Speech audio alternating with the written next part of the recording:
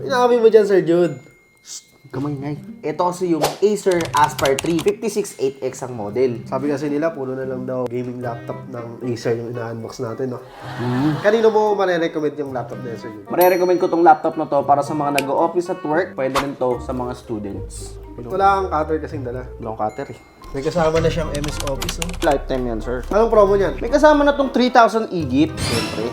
Yun. Kapag open mo ng box, dalawa yung box niya at ito yung bubungan. Siyempre, ito yung laptop. Sa loob niyan, meron tayong manual. Tsaka dito sa kabila, dito yung charger niya. If gusto mo mag-additional ng storage, may libre ang screws. Kitang-kita nyo naman na color silver to. Tsaka naka i5 1236 yun na rin to, mga boss. Naka 512 gig SSD storage na rin siya. May 8 gig RAM. At sarang mga boss, pwede mo rin siyang i-upgrade. Sa screen mga boss, naka 15.6 inches na siya. Tapos full HD na din.